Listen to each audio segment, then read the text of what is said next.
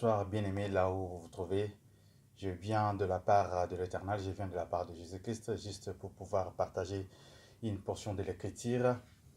Ainsi, j'aimerais bien vous inviter à lire avec moi, si vous avez le temps. C'est dans Matthieu 5, versets 13 à 15. C'est un passage biblique que tout le monde, je pense, tout le monde connaît. Je vais lire rapidement. Vous êtes les sels de la terre, mais si le sel perd sa saveur, avec quoi la lui rendra-t-on? Il ne sert plus qu'à être jeté dehors et foulé aux pieds parmi les hommes. 14. Vous êtes la lumière du monde. Une ville située sur une montagne ne peut être cachée. 15.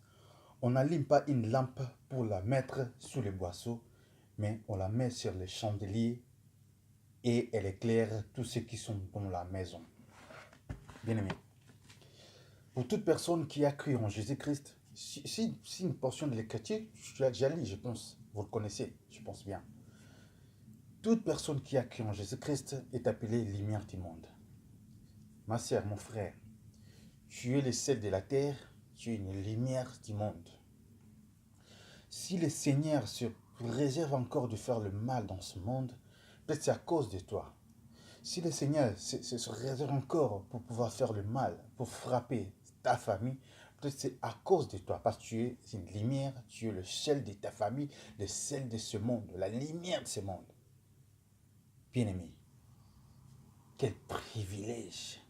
Quel privilège! Alors, étant que lumière du monde, celle de la terre, comment nous nous comportons à l'église, vis-à-vis de nos familles, vis-à-vis de nos contemporains? Que donnons-nous comme saveur? Que donnons-nous comme saveur?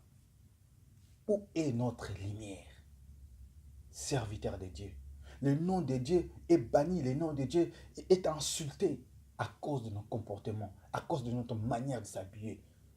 C'est, nous nous habillons comme si nous étions en train d'aller dans une boîte de nuit.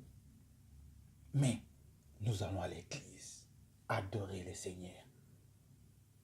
Reconsidérons notre marche avec le Seigneur.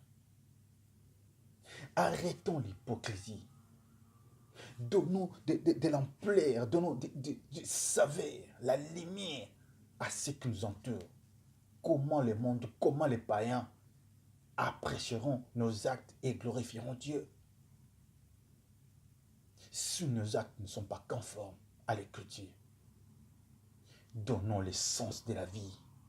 Donnons la saveur dans ce monde, la lumière. Bien-aimé, tu n'es pas n'importe qui. Toute personne qui a cru en Jésus, vous n'êtes pas n'importe qui. Bien-aimé frères et sœurs, vous avez la lumière, vous avez la saveur de Dieu en vous, justement pour éclairer les nations, justement pour donner la saveur à votre manière de vivre, votre manière de se comporter, votre manière de parler. Bref, comment vous vivez avec vos contemporains, les gens qui vous entourent, dans l'église, et dans vos familles, dans vos quartiers. C'est très important. La Bible dit, on n'enlime pas une lumière pour le mettre sous les boisseaux, mais les chandeliers on le met sur une table. Bien-aimé, tu dois éclairer. Dans ta famille, tu dois éclairer. Dans l'église, tu dois éclairer. Dans ton quartier, tu dois éclairer. Comment? Par ton comportement, ton caractère, ta manière de vivre doit éclairer les nations. C'est très important. Oui, bien aimé, c'était juste une portion de l'écriture. Je pense que tu l'as déjà lu. Mais le mieux, c'est de le mettre en pratique. Est-ce que tu le mets en pratique? Ça te concerne? Ça me concerne aussi.